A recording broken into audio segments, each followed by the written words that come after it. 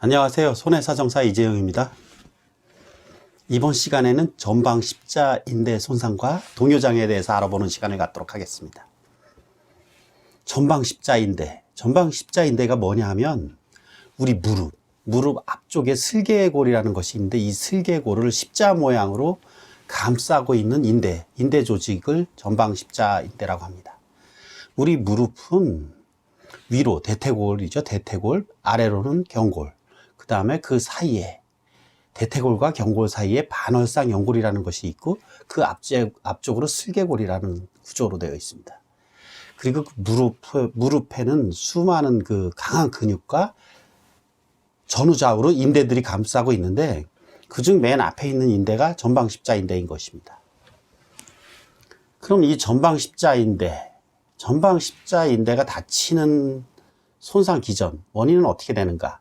전방 십자인대는 무릎이 굽혀진 상태에서 강한 외력, 외반, 바깥쪽으로 회전하는 힘이죠.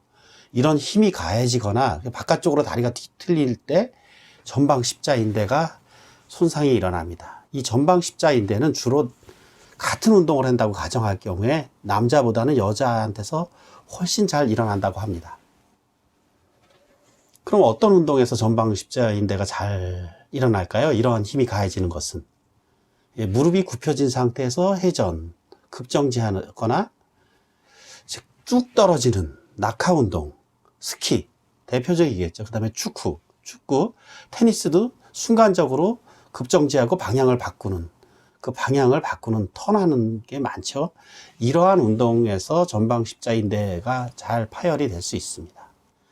전방 십자인대가 파열이 되게 되면 기본적으로 붓고 아프고 이런 증세가 일어나는데, 이에 대한 그 진단 검사법으로는 우리 대표적인 고전적인 방법, 사람을 똑바로 눕혀놓은 상태에서 다리를 배가 하늘을 보게 똑바로 눕혀놓은 상태에서 다리를 90도로 굽혀서 앞으로 당겼다가 밀었다 해서 무릎의 동요를 보는 드로어 테스터입니다. 그 다음에 똑바로 눕힌 건 같지만 무릎을 20-30도 굽히는 정도 하면 이걸 라크만 테스트라고 하는데, 이런 건 고전적인 방법이고, 고전적인 방법을 통해서도 어느 정도 무릎에 동요장애가 발생한 것을 알 수 있는데, 현대적인 방법은 MRI 촬영이죠. MRI 촬영을 통해서 그 인대 손상된 정도를 볼 수 있습니다. 그렇지만 MRI라는 것은 무릎에 손상된 그 형태 등을 관찰하는 것이지, 그 기능상 장애라는 건 무릎이 앞뒤로 움직이는 유격, 동요장애를 말하는데, 이것에 대한 검사는 KT 1000이나 2000, 최신 이런 장비 등으로 해서 합니다. 이런 장비 등으로 해서 방사선 촬영을 해서 보게 되면은 어느 정도 동요가 있는지 그 편차를 알 수 있는데요. 그럼 무릎에 동요장애가 발생했을 때 우리 보험 보상은 어떻게 될 것인가? 우리 무릎은 다치지 않아도 정상적으로 앞뒤로 움직이는 유격이 있습니다. 일종. 이걸 정상 유격이라고 하는데, 이 정상 유격이 어떤 사람들은 보통은 3mm 미만이어야지 정상인데, 어떤 사람들은 10mm가 되는 경우도 있습니다. 다치지도 않았는데 이건 장애가 발생한 거네? 이러한 문제점들이 있죠. 그래서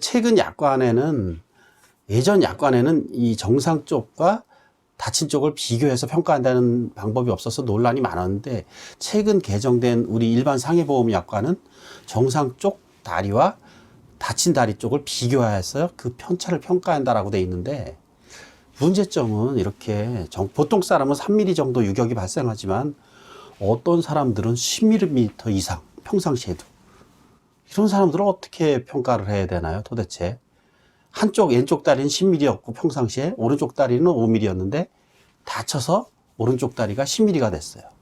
편차를 평가하게 되면 이거 0mm잖아요. 장애가 없네? 실제로는 장애가 발생했는데도 불구하고. 지금 개인보험, 일반 상해보험에서는 이런 심각한 문제가 있습니다. 그리고 또 편차를 평가하지 않는다 할 경우에, 예를 들어서 원래 15mm 정도 유격이 있었어요. 근데 사고로 인해서 그대로 15mm야. 이거는 사고로 인해서 장애가 발생하지 않았는데도 그냥 가서 측정을 하면 15mm니까 이건 장애가 있네? 장애가 발생하지 않았는데도, 이 또한 또 문제점이 있습니다.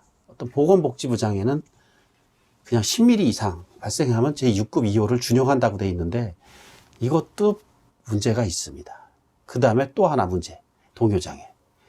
이게 환자가 동요장애는 수술을 언제 했느냐, 그 평가하는 시기, 계절에 따라 뭐 여름에 하느냐, 겨울에 하느냐, 시간, 그 다음에 방법, K1000으로 했느냐, 2000으로 했느냐, 아니면 드로어 테스트, 라크만 테스트로 사람을 수동적으로 당겨놓고 방사선 촬영을 하고 밀어놓고 방사선 촬영을 하고 어느 정도 힘을 가하느냐에 따라서 그 동요의 정도가 상당히 차이가 납니다. 이러한 심각한 문제점이 있습니다. 무릎 동요장애 평가는. 그래서 이거는 평가자의 주관이 개입될 여지가 많기 때문에 보상에서도 많이 문제가 됩니다. 앞으로 해결해야 될 과제겠죠. 이번 시간에는 슬관절, 무릎, 전방 십자인대, 동요장애에 대해서 알아보았습니다. 다음 시간에도 계속해서 보험사고 보상 지식에 대한 유용한 강의 이어갈 것이니까 이재영 손해사정TV 많은 시청과 구독 부탁드립니다. 고맙습니다. 손해사정사 이재영이었습니다.